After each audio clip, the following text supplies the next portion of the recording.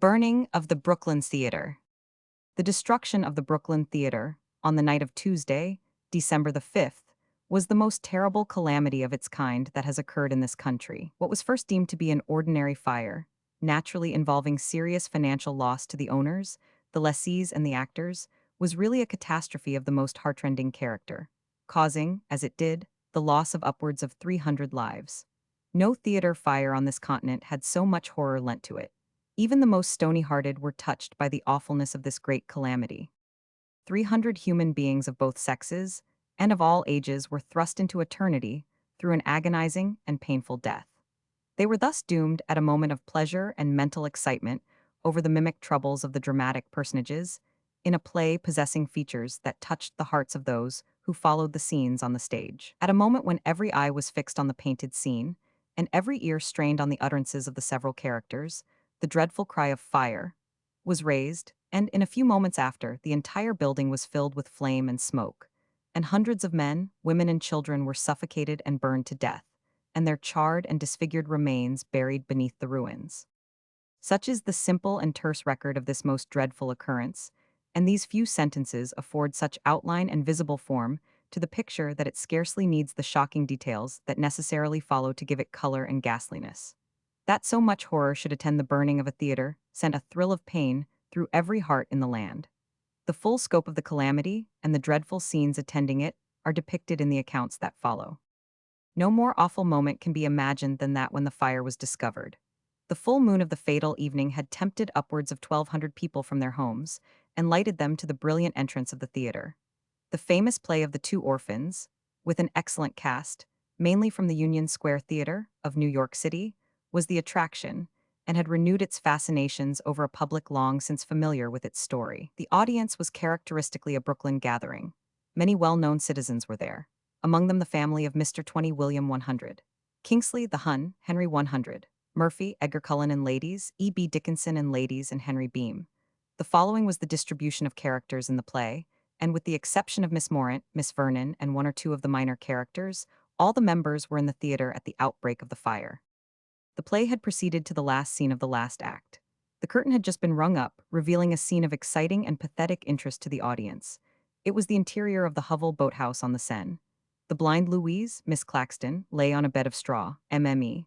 Frochard, Mrs. Farron, was scraping a carrot, the cripple was at his wheel, and Jacques was about to emphasize his brutality with a threat. As was natural from her reclining position, which enabled her to see the flies, the first flame caught the eye of Miss Claxton. Mr. Murdoch Peer was delivering his speech when the two heard a whisper of fire from behind the scenes, and looking up saw flames issuing from the flies. Mr. Murdoch stopped, but Miss Claxton whispered to him, "Go on, they will put it out, there will be a panic, go on," and he resumed. So far the audience had not noticed anything out of the way, and the two played the scene through, Mrs. Farron, Frochard, entering meanwhile. The carpenters were all the while trying to stop the progress of the flames, unnoticed by the house, and Miss Claxton delivered her little speech to Jacques.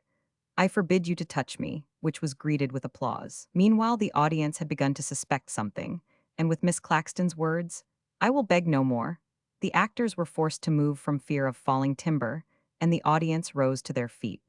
Mrs. Farron and Mr. Murdoch stepped to the footlights and waved to the people to resume their seats, while Mr. Studley and Miss Claxton went forward to do likewise. Mr. Studley shouted, "Ladies and gentlemen, 21, there will be no more of the play, of course. You can all go out if you will only keep quiet." Miss Claxton, at the other end of the stage, begged the people to keep cool, adding, "We are between you and the flames." By this time the fire, which seems to have originated by some of the short drops blowing against the border lights in the flies, and so communicating to the scenery, had made so much headway that the actors had to look out for themselves. They had held their ground as long as it was possible, and, seeing from the panic which started immediately in the gallery and spread all over the upper part of the house, that the worst had begun, they began their retreat, the ground floor being already almost cleared. Mr. Thorne had gone. Mr. Burroughs was upstairs in his dressing room, from which he escaped only to meet his death. Mr. Murdoch was never seen again. Miss Claxton and Miss Harrison rushed one way, Miss Gerard and the minor people another. The sight of fire seemed to paralyze everyone for an instant, and just as they recovered sufficiently to act, Mr. Studley's sudden coming to the front of the stage and assuring them that there was no cause for alarm caused another pause of a second. It was for a second only. The blazing fragments began falling thick and fast, contradicting the actor's well-intentioned deception.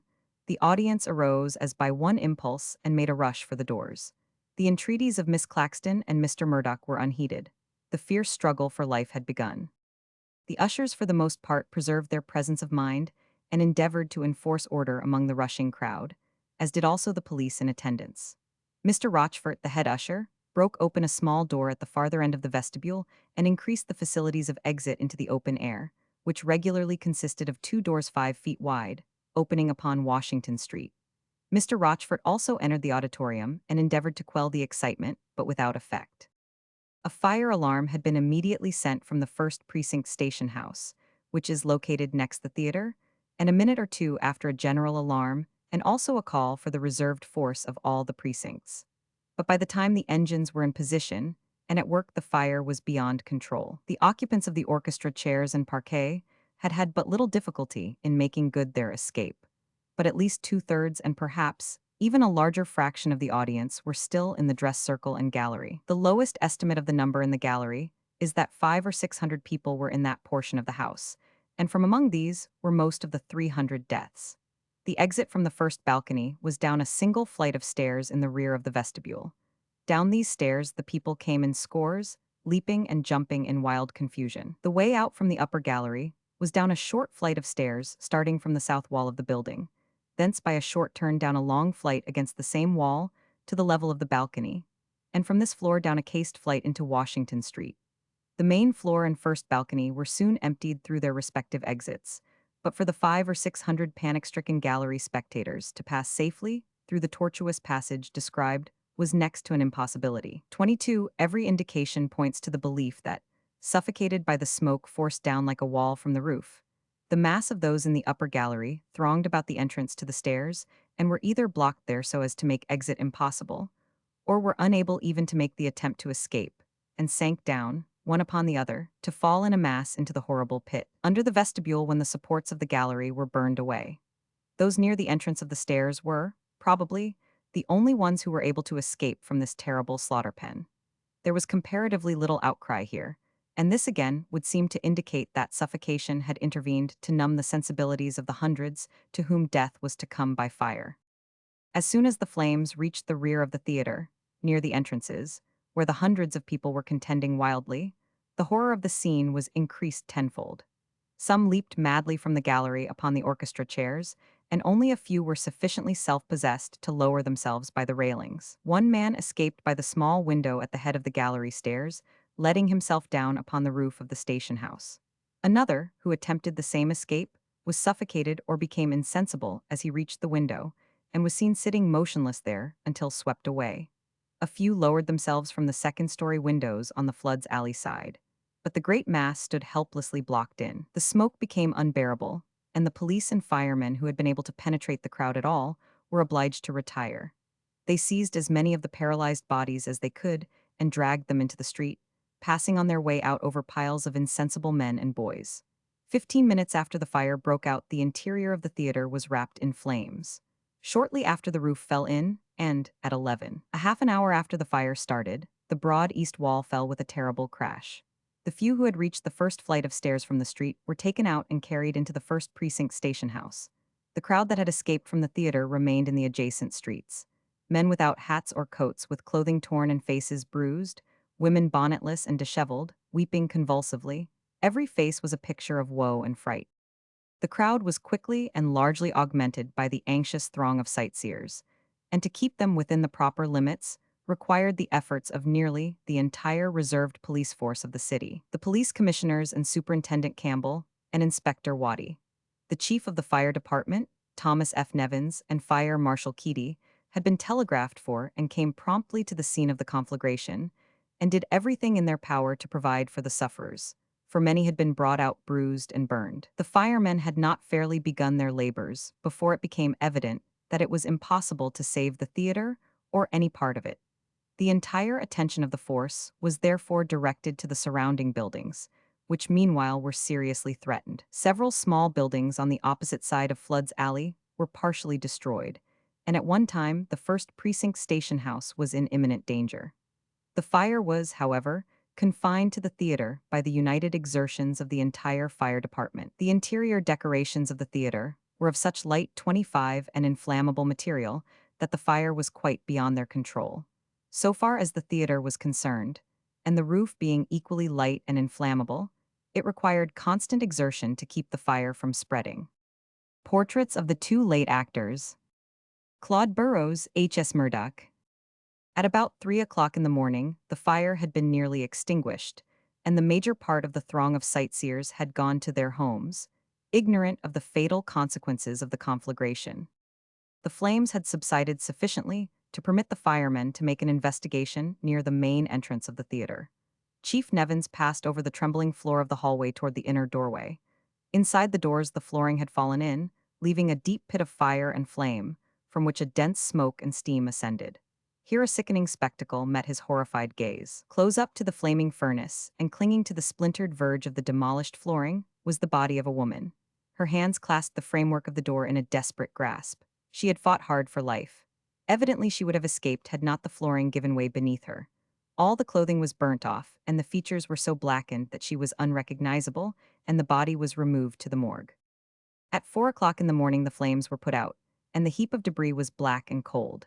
From the vestibule platform the firemen saw a most horrible spectacle. The mound that had at first appeared to be simply a heap of ashes proved to be almost wholly composed of human bodies. Heads, arms, legs, shoulders, shoes, and here and there entire human remains protruded through the surface of the mound. Policemen and firemen hesitated for a moment before leaping down upon the sickening heap. An inclined plane of plain deal boards was hastily constructed to reach from the tender vestibule platform to the pit, and upon this a ladder was rested. Upon the ladder the men went to and fro. Upon the plane, coffins were hauled up and down. At first the firemen lifted the bodies from the debris, after having carefully dug around them and loosened them, and 10 minutes was consumed in exhuming each body. But as it became apparent that there were scores and scores of human remains, and that a day, and perhaps a night, would end before the last corpse was taken out, less tender means were used in the operation, and the work assumed a more earnest and energetic character. Instead of 5 men, 10 men set at work among the ruins, while on the vestibule platform, a dozen sturdy firemen manned the short ropes by which the coffins, laden with human remains, were drawn up and dragged to the sidewalk. All the bodies were bent into horrid shapes, assumed in the struggles of death by suffocation and by burning. 9 out of 10 of the corpses had an arm upraised and bent to shield the face. Something was missing from every one. This one lacked a head or a foot, this a nose, an ear, or a hand, another its fingers or the crown of the skull. Very many broken limbs and protruding bones were found, and there were gashes in the upturned faces or fractures in the smooth burned skulls, so that each corpse as it was dragged into the light was a new revelation of ghastliness. A few lusty pulls disengaged each body. 2 or 3 men seized its stiffened limbs and pressed them into a coffin, a pair of sharp-pointed tongs clutched the coffin, and the firemen overhead 26 dragged it even with the street, where a cloth was thrown over the coffin, and it was dragged to the dead wagons, which kept coming and going all day long. Opera glasses, chains, studs, purses, and even watches were found under and on the bodies, and were thrown to one side upon a spread-out newspaper. Opposite the main entrance at the rear of the theater, other firemen and police officers delved in the ashes and brought forth corpse after corpse to be boxed and carried away to the morgue, with the same rapidity as at the other door. At 4 o'clock, when 147 bodies had been exhumed on the Washington Street side, 53 had been carried from the alleyway in the rear. Moving among the firemen, either as spectators or supervisors of the ghastly work, were Chief Engineer Nevins, Police Commissioner Hurd, Fire Commissioner McLaughlin, Assistant Engineer Farley, and ex-police Superintendent Folk. Surrounding the ruins, in Washington, Johnson, and Adams streets, were throngs of people who stood close together on the sidewalks and left only room enough for one vehicle at a time to traverse the roadways. The dead wagons continually passing and repassing kept this passageway clear, and were themselves the objects of the most interest. During the entire day there were continual quarrels between the police officers and the overcurious people. Pickpockets, nearly all boys, were numerous, and were brought into the first precinct station 2 at a time. In the station were coats and hats, canes, shawls, bundles, valises filled with costumes, and numerous other articles taken from the ruins of the theater. When the first wagon, laden with the dead from the fire, halted in front of the morgue, the gathering pressed forward and crushed its way between the wagon and the doorway. The police officers appealed to the people to be calm, and at length the bodies were taken into the building. Daylight had not set in when the arrival of the dead bodies was announced. It was thought at first that the first was the remains of a young woman, but a vest displaying a watch and chain was revealed. About 9 o'clock, the second body, that of a young man whose hands were clasped, and who wore a plain silver ring and a gutta percha ring, was received. Nicholas Keeley's remains were next, and the Rev. Father Keeley, who wept as though his heart was broken, recognized his brother. Upon the body of the fourth corpse was a gold open-faced watch, to which was attached a thin gold chain. On the back of the watch was the words, "A mother's gift." The fifth body was that of a stalwart man, whose hands were fixed over his face. Then there was a Negro whose features were beyond recognition. Following was a body whose head had been nearly consumed, and next one whose arms had been burned away. On this man was a bright gold collar button. Then there were the remains of a young woman. The limbs were drawn up, the body was twisted, and the features could not be recognized. The remains of a boy about 14 years of age were next carried in. A man with a checked shirt was put at his side. The bodies of 3 young boys and 3 girls were next received. On one of the bodies was a hunting case silver 27 watch, 76,744, with a gold chain and a piece of the Hell Gate telegraphic wire as a charm. The timepiece was in good order and marked the correct time. Before 3 o'clock, 78 bodies were strewn about in the morgue, and a long line of men and women were constantly passing in and out of the building. Nearly every person had permits from the coroner's office, and the women visitors were in the majority. A most shameful and vulgar feature of the inroad upon the morgue was the vast number of women who, through mere curiosity, insisted upon entering the building. Women who were naturally nervous and hysterical forced their way in and risked good clothing and head-dress in their wild attempts to hover over the bodies. They began to sob and gesticulate long before they reached the hallway, in which 23 blackened corpses were in line on the marble floor. When the women reached this scene, they shrieked as though bereft of all their kindred, but the majority of them were forced to admit that they knew no one among the dead. Occasionally, some agonized mother or wife recognized the charred remains of a loved one, and the woman wept as only a woman can weep. Keeper Maguire, who has witnessed much sorrow in his place, and who is supposed to have a heart of adamant, wiped tears from his eyes, and then tried to excuse himself by saying, "This is too much. I am almost unnerved." Occasionally, some plain, methodical person entered, and, through close searching, discovered one who was known to him. In a businesslike way, the discoverer pinned a card or a slip of paper, bearing the man's name, to what remained of the clothing. Young and giddy girls, who should have been chastised for their impudence, flaunted themselves in the presence of distressed visitors and seemed to enjoy their trip through the morgue. On each side of the building is a yard, and there are many windows. Small boys and stalwart men peered through these windows and indulged in expressions that were unseemly. This outside rabble became so unruly that an additional force of police was called upon to prevent a crush into the building. None of the bodies were put on the slabs. All were on the flooring. The faces were so blackened by the fire that they could not be recognized, and it was only through clothing or jewelry that any were identified. The undertakers of Brooklyn combined together and volunteered their services in behalf of the sorrow-stricken families. They were of very great assistance to the police in preventing professional mourners from robbing the dead. One woman recognized her brother when she discovered a stud in his shirt bosom. Another woman, with a small piece of cloth and a piece of shirt bosom, identified her husband and saying, "He has $100 in his pockets," put her hand in his vest pocket and took therefrom that amount. The arms of nearly all the dead were fixed as though shielding their faces, and one woman had drawn her clothing over her face and clenched her hands above her forehead. 2 young men were grappled together, as though they had had a personal encounter, in an attempt to escape from the theater. Others lay on their sides in the manner of persons who thus slumber. Their watch 28 chains and other jewelry were beautifully bright, and the clothing of all was blackened through the fire. In only about 1/3 of the cases were the limbs exposed through the torn and burned clothing. Uplifted hands, whose fingers were shining bones, bore golden rings, and shoeless feet glistened in their whiteness. The hair and whiskers were gone, and faces were terribly scarred. A few of the bodies were burned to a crisp, and these were put into rough pine boxes, and all hope for their identification was given up. Until late in the afternoon, men, women, and children flocked to the Washington Street station to tell of fathers, husbands, brothers, and children who had not returned to their homes since the evening previous. Hour by hour, the list of missing persons increased in numbers until it comprised nearly 200 names. All who made inquiry for friends or relatives were necessarily disappointed. For the blackened, charred bodies were few of them, in a condition to be identified. Strong men, who had kept up both heart and hope, broke down and sobbed like women when they learned their own flesh and blood might never be discovered from out of the scores of shapeless trunks that were being exhumed from the ruins. Women came in sobbing and went away convulsed with grief. The policemen themselves often surrendered their forced self-possession and sobbed aloud. In the evening, the work was continued by the aid of calcium lights.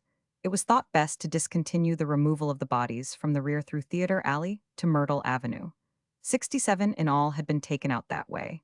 The main entrance, with the ghastly burdens still regularly coming out of it, was thrown into bold relief. The burner and lantern had been knocked off the street lamp over the way, and a great flame of gas blazed and flared into the air, lighting up the scorched and splintered doorway and the upturned faces of the throng. A calcium light on the sidewalk near the door illumined the corridor to the point where the floor had broken, and there another was fixed whose rays shone directly into the deep pit in which the earlier search had discovered the horrible mass of charred human bodies. This pit was the cellar of the main corridor, and its ruins were separated from the debris in the auditorium by the strong foundation wall that had borne the gallery columns. It was not until 9 o'clock that this cellar, about 12 feet wide and running through to the foundation wall on the alley side, was cleared. Over 150 bodies had been removed from it. Toward the rear fewer were found, and those were evidently not from the gallery, as fragments of kid gloves could be seen on the fingers of the blackened hands, some of which still clutched opera glasses. These bodies were more thoroughly calcined than those first found, and not unfrequently, the firemen were able to put 2 or 3 into one box. After dark, the orders against admitting outsiders to the ruins were more strictly enforced. Among those admitted was the foreman of the grand jury, W. W. Shumway. A calcium light from the alley wall shone over the ruins of the auditorium, and here the firemen began work shortly after 9 o'clock. In addition to the lime light, oil lamps with reflectors and lanterns were used. In this fitful glare the firemen, their faces pallid from fatigue and hunger, toiled on without a word. The first body found in the auditorium was on the theater alley side. Its position indicates that the victim had reached a window when he was struck down. Some friends of Mr. Murdoch were very anxious that an early effort should be made to recover his body. His mother was expected to arrive in the city during the evening, he having sent for her a few days before. About 9 o'clock, a stream of water was put upon the ruins in the northeast corner to cool the immense pile of bricks under which the body was thought to lie. The firemen were greatly impeded by the clouds of steam. They made their way from the southern end toward the stage. The broken wall lay in great lumps of brick and mortar. About halfway toward the stage, shapeless human flesh was found crushed between 2 huge masses, which had protected it from the flames that had consumed all the rest of the body. It was long before the bricks could be sufficiently cooled to admit the removal of this fragment. It was feared all the bodies in this part of the ruins had been similarly or more thoroughly consumed, owing to the intense heat from the inflammable stage fixtures. The interior of the Adams Street Market presented at night a weirdly horrible sight. Disuse had made the place grimy. The gas fixtures had been removed, and candle light had to be used. The bodies were in rows that reached the entire length of the long apartment. On the breast of each was a lighted candle held in a small block of wood. Candles were also stuck on the hooks that had once been used to hang meat on, and lanterns helped to illuminate the spacious place. But the combined light was not sufficient to rid the corners of dark shadows. The bodies were in strange shapes, as though death had stopped them in a writhing struggle. Their arms were raised to their faces in most instances, the gesture suggesting suffocation or warding off heat. The charring made them appalling to look at. At an old counter officers added to lists the names of the few who were from time to time identified. Articles taken from the bodies were in a basket, enveloped and numbered, and corresponding numbers were written on slips of paper and pinned to the rags that still clung to the corpses. Men and women passed from body to body, seeking friends or relatives, examining the bits of clothing, holding the candles close to the blackened faces, and looking for scars or other marks that might make recognition possible. They were wonderfully composed in manner, the only outbreaks of feeling being when a search was successful, and that was very rare. They were in the main of the poor class, such as occupy the galleries of theaters. They were persistent in their sad task, going along the rows of ill-shapen remains without missing a thing that promised identification. In several instances, importunate appeals were made for permission to remove recognized remains, but the coroners decided not to grant that privilege until the next day. On the next morning, December 7th, the confusion was less at the scene 30 of the awful catastrophe, but the solemn gloom was deeper than before, the excitement was nearly as great, and the undercurrents of sympathy more intense. There was a gloom in Brooklyn which could be felt even in the streets. There was but one topic of conversation. Men, women, and children thought and talked of little else than the Brooklyn Theater and the burned dead beneath its ruins. On the sidewalks, in the streetcars, on the ferry boats, there was one and the same subject of interest. In the neighborhood of the theater itself, the excitement was at its height.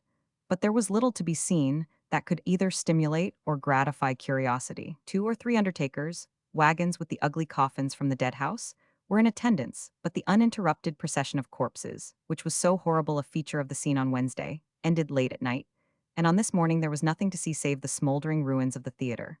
There was only the great void where the theater had stood, a mere rim of crumbling walls, scarcely breast-high, enclosing immense heaps of brick and rubbish, from which columns of steam arose in the air. A surging mass of people occupied the sidewalk in front of the dead house, and stretched into the middle of the street, and men and boys clambered upon fences and wagons in the neighborhood, and gazed intently at the blank walls of the building. Policemen guarded the main entrance and the iron gateway before it. No permits for admission were demanded of those persons who could satisfy the officers that they had lost friends or relatives by the fire. They were allowed to enter from time to time, passing in the front door and through the room on the right hand, which contained about 30 bodies, lying on the floor, none of them identified. So, through a smaller room at the further end of the building, back to the left-hand room, in which some of the corpses were lying upon marble slabs and tables in the center. Upon such bits of clothing as remained upon the bodies, numbers, written hastily with lead pencils on bits of paper, had been pinned, and where a body had been recognized, the name and address were added to the number. Then, upon receipt of the coroner's permission, the corpse was placed in a plain deal coffin and sent to the address given by the persons who had claimed it. On Friday morning, December 8th, the work of removing and examining the ruins was suspended, it being deemed unsafe to proceed any further while the walls remained in such an unsafe position. The dangerous parts of the walls were, however, braced, and the firemen resumed their labors in the afternoon. During Friday night and early Saturday morning, a large number of small pieces of bodies, and several heads, were discovered, and the trunk of a body which was identified as that of Mr. Murdoch. The remains were taken in charge by an undertaker. Bodies are laid out on the floor, with people seeking relatives and friends around them. Identifying the bodies in the morgue. Identifizierung der Leichen in der Morgue. Many of the bodies were so mangled and charred that it was impossible to identify them, and it was determined by the Board of Aldermen to bury these at the public expense. The scenes at the morgue and the Old Market on Saturday morning were, if possible, more heartrending and horrible than anything that had occurred in those places since the burning of the theater. The undertakers, wagons rattled up to the door of the Old Market by dozens, 33, and the coffins of stained and polished wood, studded with silver nails, were ranged in rows on the market floor, beside the black, gnarled things that had been human bodies. Outside, a motley crowd of men, women, and boys pressed close to the doors and tried to get past the police lines in order to witness the work of putting the stiffened and distorted bodies into the narrow coffins. Wandering among the ghastly rows was the usual throng of sightseers and mourners searching for friends. Soon after 1 o'clock, the last coffin was taken from the Old Market, and the driver who carried it hurried away after the others. The crowd around the door took a last glance at the blackened floors inside, as though the horrible place had fascinated them, and then chased the wagons and carriages that were going to join the procession. The funeral. At 2:15, the gleam of bayonets appeared in Schermerhorn Street, and the winds bore fitfully the strains of a dirge played by a military band. The head of the procession was nearing the point of establishment of the right of the line. At Flatbush Avenue, it halted for 10 minutes only, while the disposition of the various parts of the procession was perfected. The 23rd Regiment, that had marched up in hollow square formation, opened and rested at an order arms, while the 47th Regiment passed through and took the right of the line, headed by its splendid band. Then the hearses and undertakers, wagons were broken from single to double column, and the 23rd Regiment was placed as a guard of honor, surrounding this portion of the mournful cortege. The other necessary dispositions were quietly effected, and then the march was resumed, with the procession in the following order. Squad of Mounted Police, Sergeant Johnson. Alderman Fisher and Supervisor Quimby of Committees, in carriage. 47th Regiment Band. 47th Regiment. Detachment 14th Regiment, without arms. Gatling Battery, without piece. Conterno's Band. 23rd Regiment as Guard of Honor, leading and flanking first hearses. Hearses 17. 45 undertakers, wagons with from 1 to 4 coffins each. Carriages with relatives and friends. Carriages with ministers and officials. 13th Regiment and Drum Corps. Near Bergen Street, the dirge which the band had been playing up to that point ceased, and the roll of 24 muffled tenor drums marked the time for the steps of the military.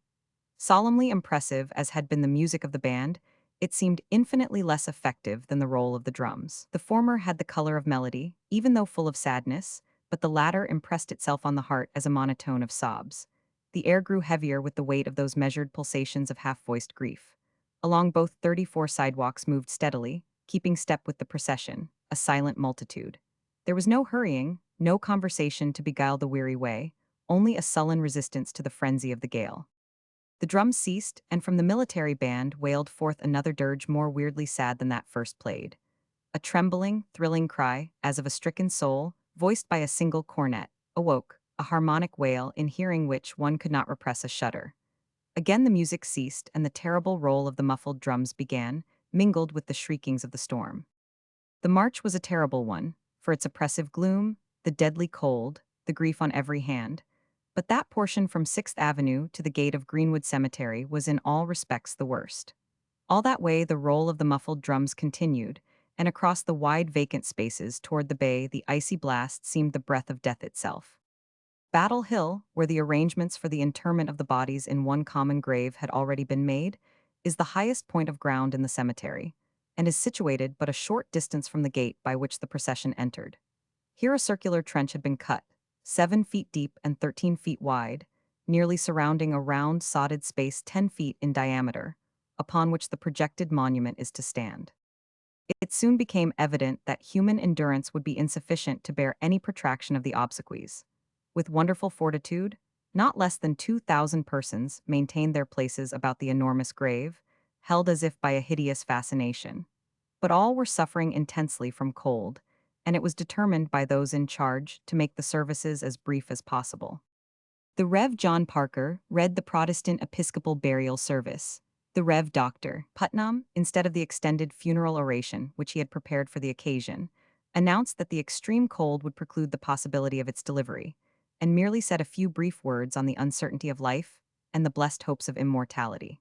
Then the benediction was pronounced by the Rev. Mr. Odell, and the ceremony concluded with the singing by the Germania Choir of Kulau's beautiful choral, "Above all summits there is repose."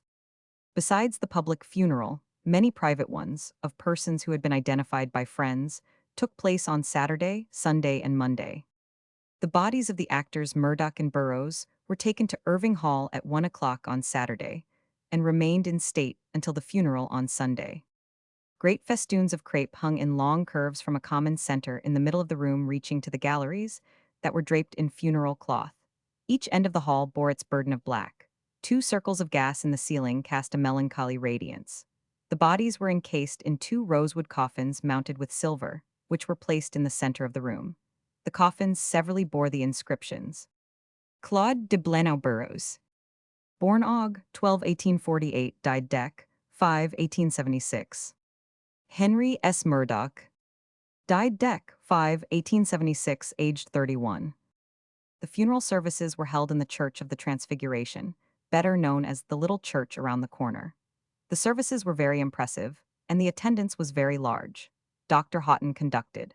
The remains of Mr. Burroughs were placed in the receiving vault of the 2nd Street Cemetery, and those of Mr. Murdoch were taken to Philadelphia and buried on Monday in Woodland Cemetery, the funeral services being conducted in St. Peter's P.E. Church.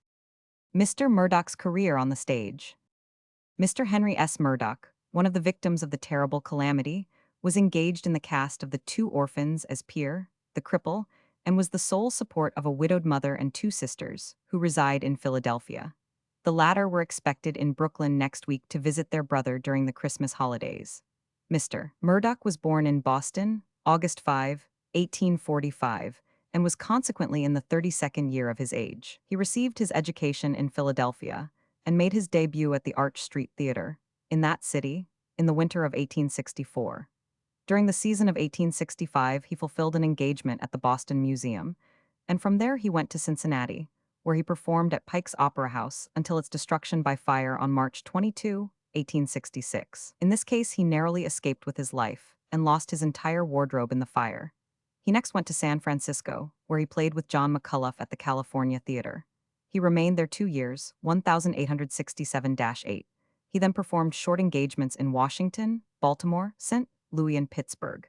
In 1872-3, he played at the Arch Street Theater, Philadelphia, under the management of Mrs. John Drew, taking the parts of fop and walking gentleman, and upon one or two occasions played leading characters.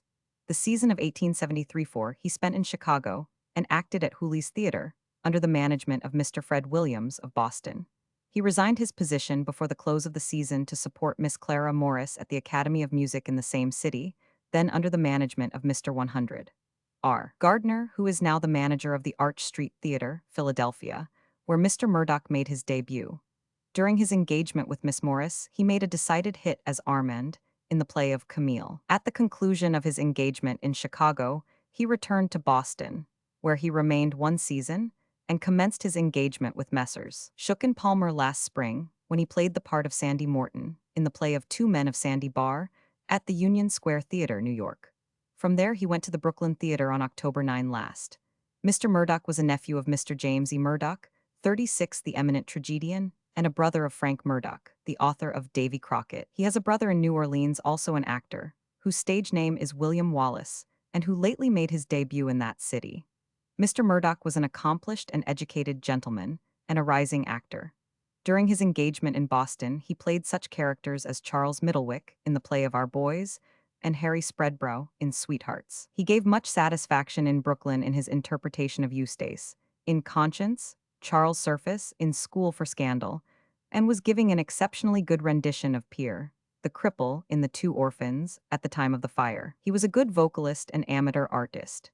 He had been suffering from sciatica for some time, and the malady had given him considerable pain during the 6 weeks previous to his tragic death, causing him to limp painfully at times. He occupied apartments at number 53 Concord Street, where his uncle, Mr. Henry Murdoch, resides. Claude Burroughs. Claude Burroughs first made his appearance on the stage at the Winter Garden, New York, in 1865, playing in Hamlet with Edwin Booth. At the conclusion of his engagement with Mr. Stewart, who was then managing the Winter Garden, he went to Brooklyn, where he played light comedy parts in the Park Theater, then under Mrs. Conway's management. Upon the opening of the Union Square Theater by Messrs. Shook and Palmer, Mr. Burroughs was engaged to play light parts. His first appearance at that theater was as a reporter in Agnes, the first piece produced in the house, and he has been in the cast of nearly every play since produced there. Upon a few occasions when not playing in New York, he has accepted engagements in Brooklyn. He was the fop in Atherley Court, the fop in Jane Eyre, Maxime in Ferial, and a very clever representative of Talbot Champneys in Our Boys. At the time of his death, he was playing Picard, the valet in The Two Orphans. Since the opening of the St. Stephen's Hotel in 11th Street in October, Mr. Burroughs has lived there. He had a delightful summer residence at Larchmont, on the New Haven Road, where he was wont to entertain his numerous friends. He was about 26 years of age and unmarried. Sketches of other victims. Stuart Campbell Hand, a young reporter on the staff of the Commercial Advertiser of New York, is among the victims of the calamity. He is known to have visited the theater on the night of the fire and has not been seen since. He was only 18 years old. William 50. Donnelly, another young reporter, left his home on the evening of the fire to visit the theater and was never seen alive again. He had just returned to New York from a journalistic trip to the West. Among the charred remains, his stepfather felt assured he had discovered poor Donnelly's body, identifying it by several articles of clothing. But as these articles were partly divided between two crisped trunks, his mother declined to acquiesce in the identification, for fear of receiving the wrong body. Officer Patrick McKean, of the Central Office Squad, who was detailed to preserve order in the gallery of the theater, is among the dead. He was a good officer and had been made a member of the central squad for his exemplary conduct. He was seen working bravely in the vestibule of the theater, trying to get the panic-stricken people to move out in an orderly manner. Just before the fatal blast of smoke and gas filled the entire building, it was noticed that he was exhausted by his hard labors, that he had lost his hat, and that his coat was torn from him by the surging crowd. It is supposed that he was precipitated, when the flooring gave way, into the horrible pit from which so many dead were taken on Wednesday. Officer McKean was a young man, about 30 years of age, and the support of a widowed mother. John McGinnis, an old employee of the Brooklyn Eagle, was among the killed, with two lady friends whom he had escorted to the theater. He was about 35 years old and was well known in Brooklyn. It is likely that he bravely remained with his lady friends until the last. He was an old fireman of the former volunteer department, accustomed to battling with flames, cool-headed and rapid in decision, and if he had been alone would undoubtedly have found means of escape. The body of Nicholas F. Kelly, aged 22, was taken out of the theater early Wednesday morning.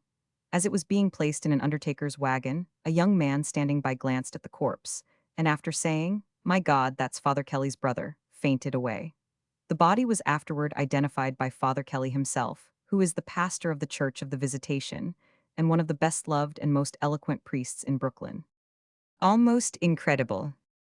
The following story would be deemed almost incredible were it not vouched for by Police Captain Worth. Mr. Hecht of 431 Pulaski Street, a wealthy merchant, identified the remains of his son, Louis, 18 years old, by the gold watch and gold chain and sealskin hat found on the remains. As he stood stricken with grief over the charred corpse, two men jostled him aside, and with many exclamations of sorrow and grief, claimed the body as that of their relative and looked about for means to remove it. When the grief-stricken parent recovered from the shock their positive identification gave him, he again examined the body, and satisfying himself that they were those of his son, he directed their attention to the marks and signs by which he declared it impossible for him to be mistaken. The men passed away. They, 38 however, were followed by others. To these the father again rehearsed his story of identification. "I thought," said Mr. Hecht, speaking to Coroner Nolan, "that the people were mistaken in the identification of the remains, but when over half a dozen people, whom I saw by their actions had no one among the unfortunates, came along, and with pretended cries of grief pointed out the body as that of some relative, I knew that it was done for the sake of obtaining possession of the valuables."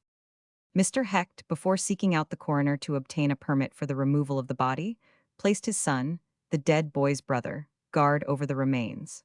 The coroner at once made all the necessary arrangements to offset the work of these fiends. The history of the Brooklyn Theater. In 1871, a building association, composed in chief of W.M. 100, Kingsley, Alexander McHugh, and Abner 100, Keeney erected for Mrs. F. B. Conway the edifice then known as Mrs. Conway's Brooklyn Theater. Under her management, the first season opened on the evening of October 2d, 1871, the play being Bulwer's comedy of Money, with Mr. and Mrs. Conway, Edward Lamb, Mrs. Farron, and others in the cast. Until 1875, with varying success, Mrs. Conway kept the theater open, introducing her daughters, Minnie, now Mrs. Levy, and Lillian, Mr. Roch, Mr. Lamb, Mr. Chippendale, Mrs. Farron, and others in the regular company, and playing as occasional stars Booth, Raymond, Jefferson, Southern, the Florences, the Williamses, and Charlotte Thompson. At her death, the daughters continued the lease, making their managerial debut in The Two Orphans. The house was packed, and when Henriette said to the blind Louise, "Don't say so, dear sister. We are not without friends, I hope," the audience rose as with a single impulse, and for 5 minutes stopped the action of the play by demonstrations as wild as they were encouraging. It soon became evident, however, that the Conway element could not make the theater a success, and a lease was issued to Sheridan Shook and A. 1000 Palmer of the New York Union Square Theater. Under their management as a star and stock theater, it soon became a popular resort. But perhaps the greatest success the theater has known was The Two Orphans, the strongest play of the century, which ran hundreds of nights in New York, and with almost equal favor was played in Brooklyn. The conveniences in the auditorium of the Brooklyn Theater were admirably arranged for ingress and comfort, but for egress and safety, they were like those of every other theater. The outer entrance was shut off from the street by 3 doors. 2 of these opened onto a corridor, on the left of which was the box office, and at the further end the ticket taker's stand, with movable doors, kept shut until a few moments before the close of the performance. An orderly and an unexcited audience would have no difficulty in getting out, for there were two large doors opening from the first circle onto the corridor, which in turn led to the movable doors referred to. The third door at the front entrance opened on a short and narrow hall, on one side of which was the party wall, and on the other a high iron partition. From this hall 141 long flight of narrow stairs led, 2 stories up, to the gallery. At all times the exodus of the gallery boys, in all theaters, is noisy and turbulent, but on an occasion like this no words could picture the rush. Critical examination of the places of exit from the lower sections of the theater affords no ground for censure of the architect, but the gallery exit couldn't by any ingenuity be worse. Under ordinary circumstances, 5 minutes' time would amply suffice to empty the house, but when disorder and confusion reign no deduction can be made, because the base of information is necessarily unreliable. 2 actresses try to get out of the burning theater. My God, if the door should be locked. Mein Gott, when dither Verschlossen ware. As far as experience and money could secure immunity from danger, the Brooklyn Theater was equal to the best appointed playhouses. Every gas jet was shielded by gauze shades. No smoking was allowed in any of the rooms. No matches were tolerated. No one but the gas man, Mr. Webster, was permitted to light the gas. In the rear of the left-hand proscenium box was Mr. Thorpe's private office. It communicated with the box and also with the auditorium. It was used this week by Mr. Thorne as a dressing room. Mrs. Thorne was, as always, with him. On the other side of the stage, behind the other box, was Fanny Morant's room. Instead of remaining till the close of the piece, she left at the end of the fifth act. Above Thorpe's room was a dressing room at the top of an exceedingly narrow stairway, occupied by Murdoch and Burroughs. Other memorable disasters by fire. The disaster at the Brooklyn Theater far surpasses in loss of life any accident by fire in this country or Europe. Theaters have been frequently burned, and losses of life have not been uncommon, but the Brooklyn tragedy is altogether unparalleled. The disaster at Richmond, VA, December 16, 1811, when 70 persons were killed, has up to this time been known as the most terrible of the class, but it is many times overshadowed by the Brooklyn fire. The following are the principal theaters that have been burned in this country, with loss of life. National Theatre, Philadelphia, 9th and Chestnut Streets, July 6, 1854, and an actor named Shepard burned. Fox's Theatre, Philadelphia, Walnut Street, below 9th, June 19, 1867. None of the audience were injured, but 10 firemen and 5 spectators were killed by the falling of the front wall, and 30 persons were injured. The following theaters were burned without loss of life. Front Street, Baltimore, Feb. 3, 1838, Melodeon, Pittsburgh, 1865, Silby's Lyceum, Philadelphia, July 21, 1851, Gaiety, New Orleans, Nov. 7, 1854, Adelphi, San Francisco, May, 1851, Sanford's Opera House, Philadelphia, 1851, Winter Garden, New York, March 23, 1867, Chestnut Street, Philadelphia, April 2, 1820, Columbia Museum, Boston, January 15, 1807, Park Theater, New York, 1848, City Museum, Philadelphia, Nov. 1868, Academy of Music, New York, May 22, 1866, Butler's American Theater, Fifth Avenue, New York, January 1, 1872, Waverly, New York, 1872, Adelphi, Boston, February 4, 1871, and theaters during the Chicago Fire, Oct. 8 and 9, 1871, Arch Street Opera House, March 20, 1872, and Barnum's Hippodrome, December 24, 1872. Scenes and incidents. How true it is that it requires great events to bring out latent properties in the minds of the everyday people one meets. Especially is this true of woman. O woman in our hours of ease. Inconstant, shy, and hard to please. When pain and anguish wring the brow. A ministering angel thou. Another of the many instances of such devotion as Scott hints at in these lines was witnessed on that terrible night. While the fire was in progress, a fireman near the entrance on Washington Street saw a strange sight.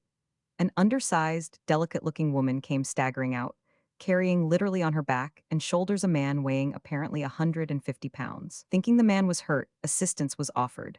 It appeared, however, that the man, who was the father of the girl, was paralyzed on one side, and that, fearing he would be unable to make his way out, his daughter had lifted him up bodily and carried him from the parquet to the front entrance.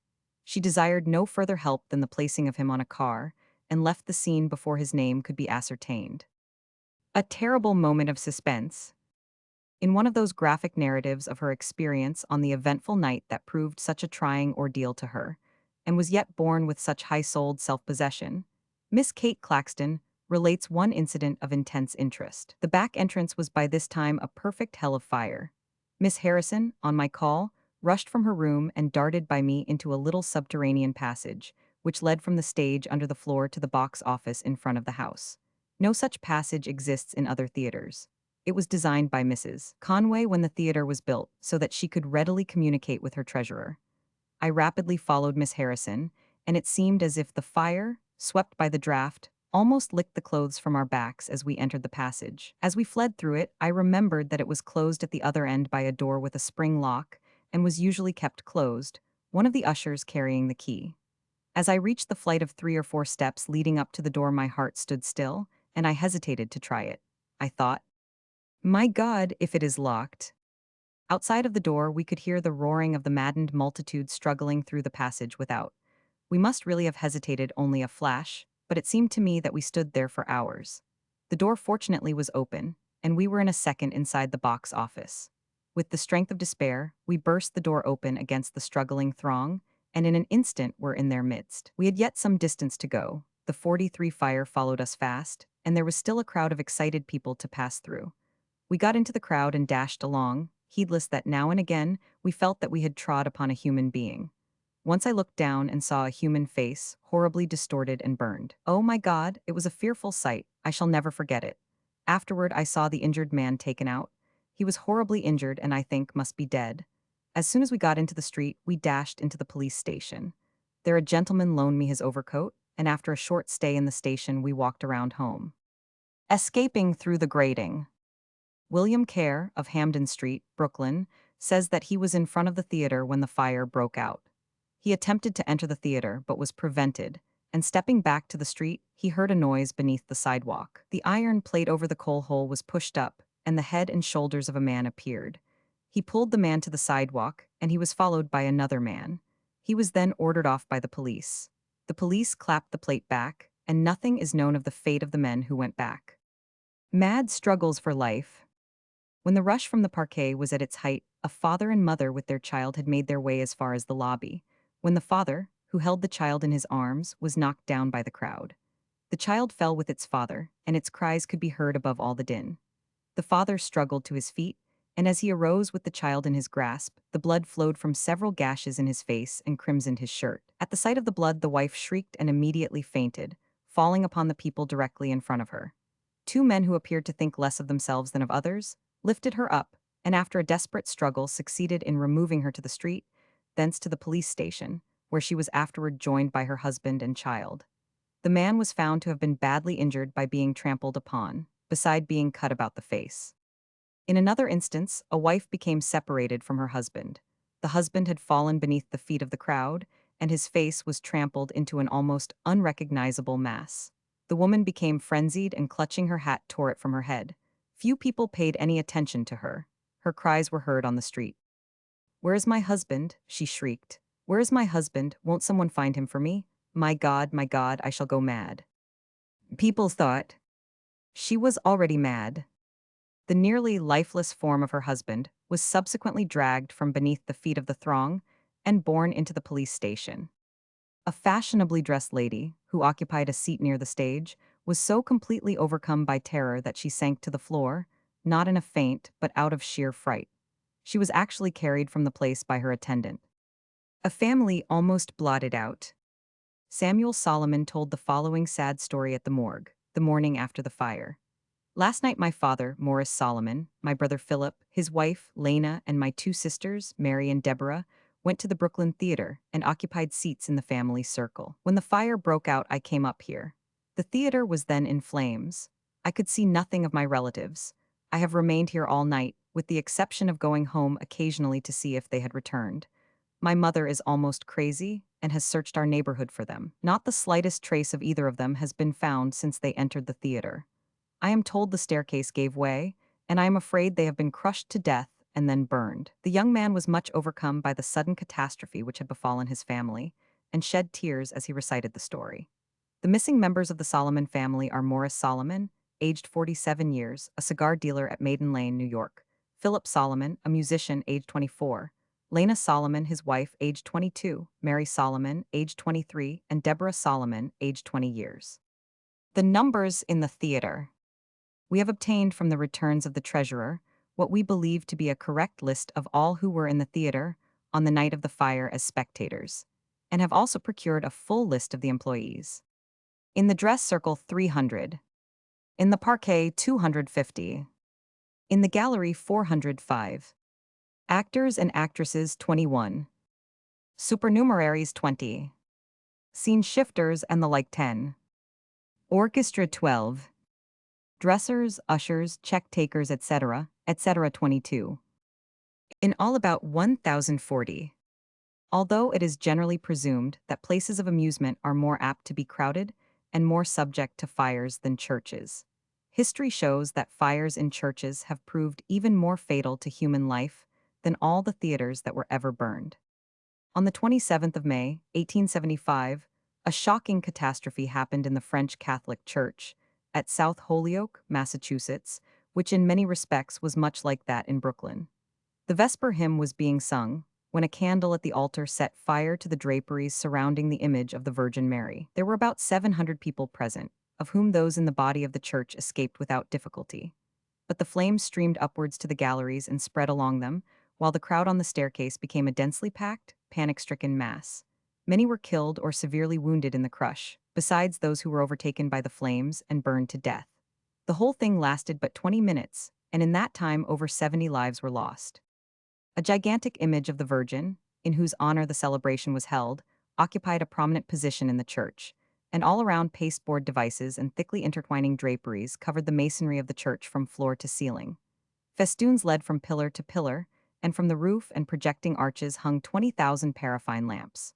The women of Santiago, who on these occasions go from church to church, had filled the church of the Jesuits. 3,000 persons, the greater number of whom were women and children, were present in this most venerable of Santiago's churches, and even on the steps outside women knelt in prayer to the Virgin, whose altar they were unable to reach. In the midst of the ceremony, a paraffine lamp burst, and the flames at once caught the draperies and festoons surrounding it.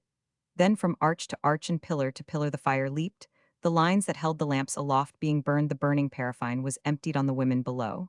And while these 20,000 vessels of flaming liquid were deluging the unfortunate women, the decorations above carried the flames to the roof, which burned and crackled like a tinderbox. A rush was made for the great center door, and in a few minutes it was hopelessly blocked, while only a few knew of the small door beyond the altar. As women endeavored to escape through the crowd, others who were burning clutched their dresses and cried in piteous tones for help, and clinging in their agony, communicated the flame that was consuming them to the persons whom they had seized. Some women in their desperation divested themselves of their clothing, and a few succeeded in effecting their escape, but only a few. Each moment increased the crowd and intensified the block at the main door, and while it became more and more difficult to escape, the flames were spreading on the floor, flying from one prostrate body to another, and destroying the panic-stricken creatures by scores and hundreds, while the church resounded with piteous cries for help and still more heartrending shrieks of agony. The vast roof now gave way, and came down with its blazing beams and rafters, crushing and inundating the seething mass of tortured individuals beneath it. When the fire had burned itself out and workmen could get at the ruins, 2,000 corpses were carried out. Relief for the destitute. As soon as it was known that so many had perished in the flames, a generous spirit of rivalry sprang up among the proprietors of places of amusement all over the country, as to whom should contribute the largest amount of money for the relief of the survivors and those rendered destitute by the fire. Individual actors also subscribed liberally, and a relief association was organized to receive and disperse the money thus contributed. Memorial services were held in New York and Brooklyn the Sunday after the fire, and 46 prominent clergymen all over the country selected the terrible catastrophe as a theme for eloquent sermons. Thrilling account of the daring bravery and wonderful escape from a horrible death of Cornelius J. Dolly and Miss Nettie Morgan. It is a fact greatly to the credit of all present in the terrible fire that but one single case of selfish cowardice was displayed, either by the actors or the audience. Great and noble deeds of daring, loving sacrifices, and humanitarian actions are everywhere described. The daily newspapers have given their readers many instances of true bravery, displayed by men and women holding prominent positions in the world. But it remains for the writer to be the chronicler of a series of more daring acts and wonderful escapes, and the historian of two people who passed through the ordeal of fire, one of whom deserves a place high in the record of brave men who did brave deeds. The hero and heroine. Cornelius J. Dolly, the hero of this sketch, was of humble parentage. The elder Dolly, fully appreciating the disadvantages of his own position, early determined that his only son should receive a superior education. As a consequence, Cornelius, or as he was more familiarly called, Con, was sent to school at an early age, and on his 17th birthday was in a condition to fairly combat the world and achieve success. He was comely of feature, athletic of frame, and intelligent of mind. He was the pride of his old father and mother, and the admiration of all the friends of the family. One day Khan returned to his humble home from school to find terror and grief supplanting the usual greeting of joy and pleasure. His father had been brought home in a helpless condition, a victim of the dreaded paralysis. It was evident, now that the head of the family had been incapacitated from further labor, that Khan must do something toward their support. Throwing to one side all his cherished ambitions and boyish hopes, Khan left school and apprenticed himself in a large machine shop located in Brooklyn. His wages at first were small, but being strong of limb and stout of heart, backed by intelligence, he speedily progressed, and in less than 2 years was promoted to the position of journeyman. His wages sufficed to keep his father and mother in comparative comfort, but even this failed to satisfy him.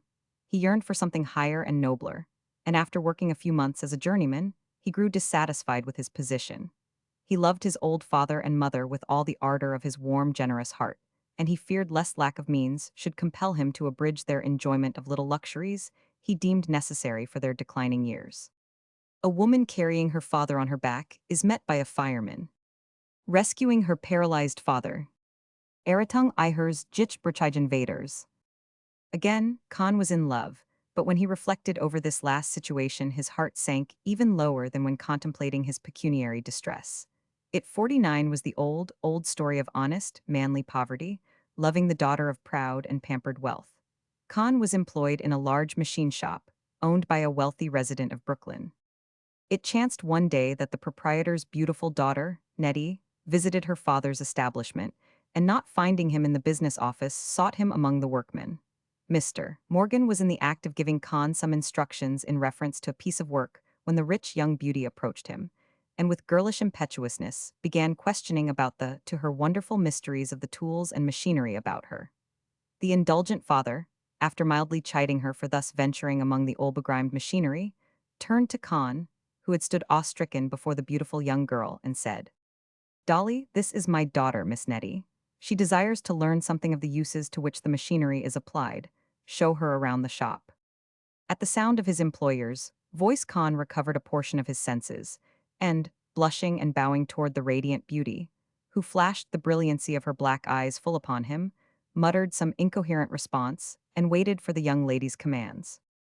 Mr. Morgan walked away toward his office, and Miss Nettie's manner toward the young mechanic was so kind that his first confusion melted away like snow before the summer sun, and in 5 minutes the beautiful heiress and the hard-handed mechanic were chatting together with the familiarity of old acquaintances. Miss Morgan seemed determined to learn all the details of the business, and Khan was only too pleased to instruct her in the use and appliance of the tools and machinery. All pleasant things must sometime have an ending, and the tour of the shop was at last completed. It had taken them nearly 2 hours to go through, however, and Khan would have been the happiest of mortals if he could have had the privilege of being Miss Nettie's conductor and instructor forever. "Goodbye, Mr. Dolly," murmured Miss Nettie, extending her aristocratic hand, white as alabaster, toward our hero, when the inspection of the machinery was at last completed. "Goodbye, I am ever so much obliged to you." It was, undoubtedly, very foolish and very improper, but when those dainty fingers touched his palm, Khan caught them up and, bending over, kissed the little hand with the courtly grace of a cavalier. Miss Nettie blushed but did not seek to prevent this delicate homage, and with another "goodbye," tripped away, while poor Khan's head whirled around more rapidly than did the flywheel of the great engine. This was the beginning, and all the remainder of that day and the next Khan saw nothing, could think of nothing but Miss Nettie Morgan. He lost his appetite, grew moody, shunned companionship with his fellow workmen, and it is positively asserted that on more than one occasion he secreted himself in the vicinity of the Morgan mansion to feast his eyes, if possible, on the person of his ladylove idol. Once he met her in the street. She was just stepping from her father's 50 carriage, attired in silk and velvet, and poor Khan, in his ordinary work clothes, was going from his dinner to the shop. His heart gave a great jump when he saw her, and then his brain reeled and he felt sick and faint. Miss Nettie turned to give some instructions to the coachman and her eyes fell upon Khan. Instantly she stopped and, going toward him a step, extended her hand and said, "Mr. Dolly, don't you know me? Were you going by without speaking? How have you been?" Again, Khan experienced the electric thrill shot from those white taper fingers, and once again his heart leaped so joyfully that it nearly choked him. He contented himself this time with bowing very low and pressing her hand very slightly for just one blissful second. Then she passed into a store, and Khan, with a dazed feeling of happiness, went on down the street. But why linger over a description of this love feeling? All of us experience it at some time in our life, and I opine it is a glorious experience and marks an epoch in life. Khan's employer became cognizant of this state of affairs. Angered at the impudence of the beggar, as he contemptuously termed our hero and his passion, he immediately discharged him, and then Khan's worship of Miss Nettie assumed the most lowly type of idolatry. He would have been content to do her humble service all his life, provided she spoke kindly and extended her hand to him but once a year. He lingered around her father's house at all hours now, day and night, and such persistent and mysterious watching of one house made him an object of suspicion to the police. He saw her very frequently, but at a distance. He felt sure that it would always be at a distance he might worship her, but it was pleasant, nay, bliss supreme, to sometimes hug the delusive, might be, and build brighter and airier castles. A few days after his discharge, Khan made the acquaintance of a representative of the Peruvian government, interested largely in the railroad development of his country. The gentleman was at once impressed with the self-reliant intelligence of our hero, and finding him conversant with the intricate details of machine construction, engaged him at a munificent salary to superintend the locomotive and machine works of the Peruvian government, then in process of erection at Valparaiso. It was demanded by his new employer that he proceed to the field of his future operations immediately, and a steamer leaving that day Khan could only communicate with his beloved parents by letter, informing them of his good fortune. When Miss Nettie learned that Khan had been discharged, she took especial pains to make inquiries about him and his future. She never confided to anyone her feelings toward the young man, but it must be admitted that she felt a tender interest in his welfare, and now that he was gone, missed his handsome face sorely. A lapse of years. This was in 1871, and Khan was in his 22nd year. As the steamer bearing him away left his native shores in the dim distance, he lifted up a prayer to the Most High to guide him aright in his new 51 undertaking, and he inwardly resolved that he would some day return socially the equal of the girl he loved. He could then dare to ask her hand in marriage. 5 years passed away, spent by our hero in a persistent, laborious struggle toward the goal he had marked in life. His efforts were rewarded, and he had not been long among the indolent Chileans before his superior strength of intellect lifted him above all competitors, and a stream of wealth steadily poured toward him. A great railroad was projected, and Khan, we still preserve the familiar title, had the sole contract to build and equip it. The determination was to provide the traveling public with all manner of modern conveniences, and to encourage home industries, car and locomotive works, rolling mills, machine shops, etc., were established, and Khan started for home to engage skilled labor in all the different departments. He arrived safely in Brooklyn, and at once proceeded towards his old home, his heart overflowing with joy as he fancied the surprise and rejoicing of his parents at his unexpected return. The old house looked doubly familiar as he approached it, but no welcome light shone from the windows. He knocked long and loudly at the door, but receiving no response, he was about turning away, when a woman in an adjoining house raised the window and asked him what he desired. "I was in search of Mr. and Mrs. Dolly," said Khan. "Can you tell me if they still live here?" "They still live here," replied the woman, "but they went to New York early this morning to visit some friends, and will not be back until tomorrow." Thanking the woman for this information, Khan turned away, and with aimless steps walked down the street. He passed a theater, resplendent with light, and joined the throng of gaily dressed pleasure seekers, filing into the building. He asked for a ticket at the box office, but was told that all reserved seats had been taken, and that only gallery tickets were procurable. "That will do," he said, and, taking the bit of pasteboard entitling him to a seat, passed up the long, winding stairs to the gallery and took a position in the front row of seats. It was a remarkable coincidence that Miss Nettie Morgan had accepted an invitation to visit the same theater that evening. Mr. George St. Clair Fitzherbert, a young gentleman of elegant leisure, considerable wealth and few brains, nevertheless aristocratically connected, and therefore a welcome visitor at the Morgan mansion, had purchased 2 orchestra seats in the most eligible locality and invited Miss Nettie to do him the honor of sharing one of them. Now Nettie failed to have a very high regard for George St. Clair Fitzherbert's aristocratic connections, leisurely habits, wealth, etc. In fact, she had been known to call him a conceited booby, but Miss Nettie was fond of the theater. She very much desired to see the 2 orphans, and therefore did the young scion of aristocracy the honor. The interval before the appearance of the orchestra was devoted by Kahn to a careful survey of the theater and the audience. Just as the overture began, Miss Nettie and her aristocratic escort entered, and the former was immediately recognized by Kahn. Instantly all interest in the play was lost. He 52 had eyes and thoughts only for Nettie Morgan. If one had asked Kahn the next day the simplest question about the play, it is doubtful if he could have answered it. Miss Nettie, unconscious of this idolatrous adorer's silent, soul-enraptured worship, gave all her sympathies to the troubles and heart-griefs of the 2 orphans. More than once tears sprang to her eyes at the pathetic situations. The cry of fire. The curtain was rung up on the last scene of the last act. It was the hut of the Frauchards on the bank of the river Seine. It discovered the blind girl Louise on her pallet of straw, over whom was bending Pierre Frauchard. Suddenly the actors heard whispers of fire, fire, and a shuffling to and fro behind the scenery. Mr. Murdoch, who was playing Pierre, also heard the alarm, and Miss Claxton, Louise, whispered to him, "The stage is on fire."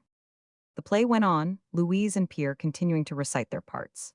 When Mrs. Farron, as Pierre's mother, rushed in and as the action of the play demanded, seized Louise by the hair and pulled her head violently backward, Miss Claxton's eyes were turned upward, and then she saw little tongues of flame playing over her head and licking up the flies at the top of the scenes. There were now 4 persons on the stage: Miss Claxton, Mrs. Farron, J.B. Studley, and H.S. Murdoch. As they went on with the play, they whispered to one another about the fire and exhorted one another to do everything possible to prevent a panic in the audience. They thought that the flames might yet be extinguished without consuming the stage, and Miss Claxton said to Mr. Murdoch, go on, or there'll be a panic. They'll put the fire out from behind." In the latter part of the scene, where Pierre approaches Louise and she draws back, exclaiming, "I forbid you to touch me," Mr. Studley, as Pierre, turned his back to the audience upon approaching Miss Claxton and whispered to her, while the burning beams above were almost ready to fall upon them, and they knew it. "Be quiet, stand perfectly still," and extending his arms, Miss Claxton remained immovable. The audience had not yet discovered the fire, but after the passionate exclamation, "I forbid you to touch me," Miss Claxton glanced upward at the roaring flames that were now leaping from scene to scene, and hesitated, uncertain what to do. At this moment those sitting in the body of the house caught sight of the red flames at the top of the stage. Instantly wild cries of "Fire! Fire!" were heard, and the people sprang to their feet terrified and rushed, stumbling over the seats and crushing one another, toward the entrance. Cinders were then falling upon the stage, and Miss Claxton, Mrs. Farron, Mr. Murdoch, and Mr. Studley advanced together to the footlights with panic written on their faces. Mr. Studley, in his stentorian tones, shouted to the affrighted people that they were safe if they kept quiet. Several persons in the orchestra were recalled to their senses by these words, and they sat down again. The men appeared to be more excited than the women. The aristocratic Fitzherbert, at the first alarm, was seized with a most uncontrollable fear. His blasé face was the color of chalk, and his thin legs knocked together like reeds shaken by the winter wind. Forgetting all else but his own person in a selfish scramble for safety, he started to his feet and was rushing away. Miss Nettie, although terrified beyond measure, had presence of mind enough left to see that haste would only increase the danger. She caught her frightened escort by the hand and pulled him into the seat beside her. "Don't run," she cried. "We will get out better if we go slowly." The musicians in the orchestra were urging the people to retire quietly, and so were the actors. Fitzherbert instinctively turned his eyes toward them and saw a mass of flame back of the actors, with bits of burning wood dropping down, and the sight seemed to craze him. He started to his feet, tore violently away from Miss Nettie, and dashed into the crowd, struggling to escape. The instinct of self-preservation had overcome reason, and the struggle for life became fierce and uncontrollable. As her escort thus basely deserted her, Nettie's self-possession fled, and with a low moan of anguish, she sank back upon the seat and covered her face with her hands. The rescue facing death. Intent on watching Nettie, Khan saw little of the play. When the first cry of fire was raised, he started to his feet and leaned eagerly forward. He saw the sparks falling upon the stage among the actors, heard Miss Claxton cry, "Will the people keep their seats? We are between you and the flames and will be burned first.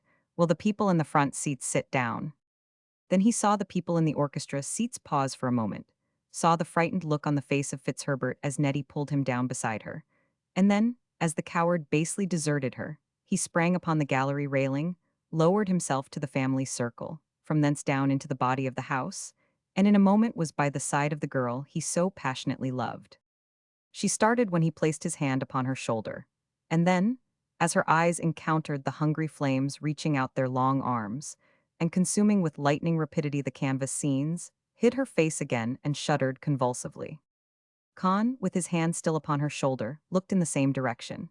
The beams, supporting the roof of the boathouse, were falling in all directions, and the actors, conscious of their imminent peril, were in the act of rushing from the stage through a perfect rain of fire.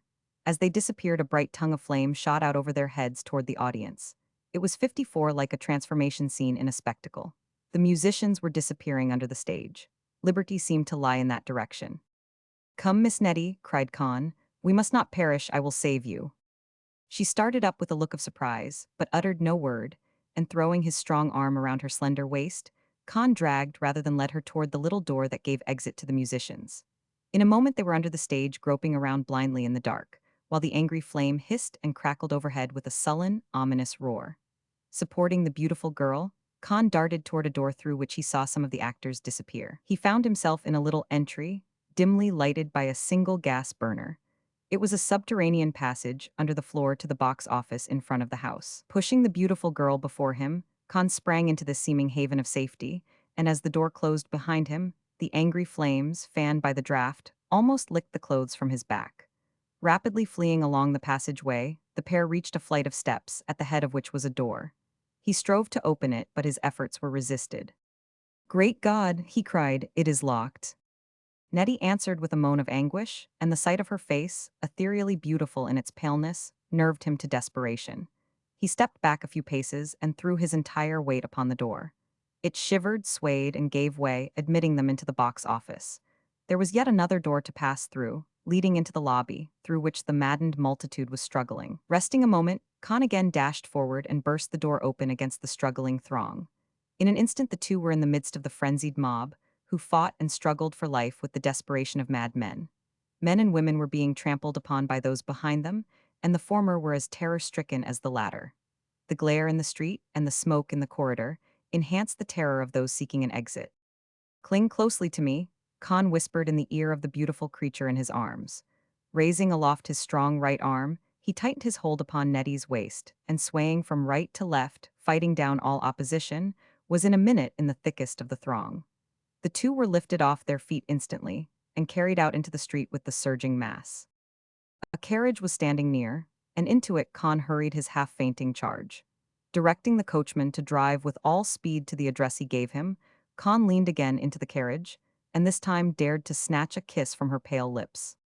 "God bless you, Miss Nettie, my darling," he cried, and bursting into tears the beautiful girl could only cry. "You have saved my life, I shall never forget you." Again he ventured to touch his lips to her cheek, and then, closing the door of the carriage, he bade the coachman drive with all haste and hurried back toward the burning theater. The actors call for the audience to leave as the fire starts to spread. Burning of the Brooklyn Theater during the performance of The Two Orphans. Brand des Brooklyner Theaters warned der Vorstellung der zwei Wesen. A mad and frightened crowd was still pouring from the building, and without 57 one thought of the great danger he placed himself in, Khan dashed in among the struggling men and women, to save more lives if possible. He struggled manfully with the surging mass, and was soon in the body of the theater. But one man and two women were in the auditorium, and bidding them fly for their lives, Khan seized one of the pillars supporting the family circle gallery, and by a few vigorous muscular efforts raised himself to the top of the railing. Jumping quickly over, he rushed toward one of the exits, through which a maddened crowd was struggling in tumult and disorder. In vain he endeavored to quell their frenzy. Forcing his way toward the head of the stairs, his strong arm was exerted to hurl back frightened men and allow the shrieking, shouting mass below to escape. Suddenly a cry came from below that aided him to drive back the uppermost. "For God's sake, turn back. We cannot get out," was called from the bottom of the blocked and creaking stairway, and immediately there was a momentary relaxation of the downward pressure of the crowd.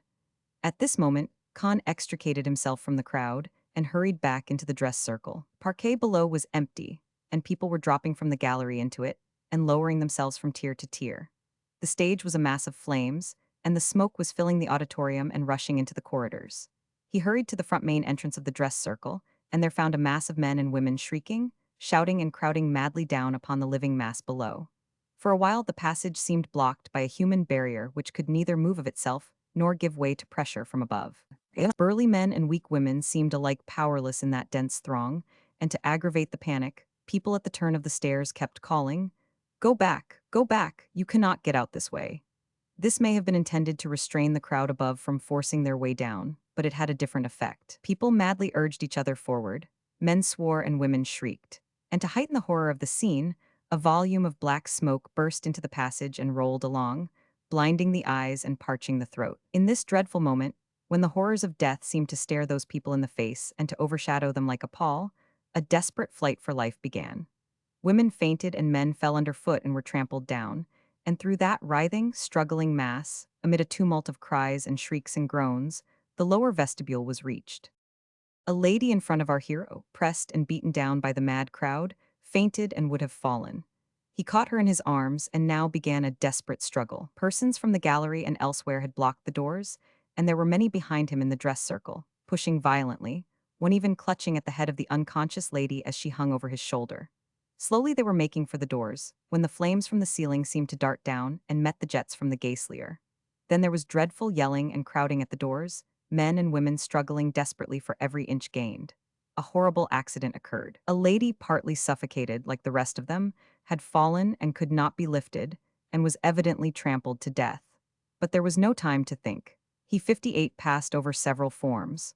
Looking behind for an instant, he saw there was a frightful panic in the theater. The gas or something else had exploded, the lights were out, the flames roared, and the pieces of wood and plaster fell upon the heads of those at a distance. "Mercy! My God, save me!"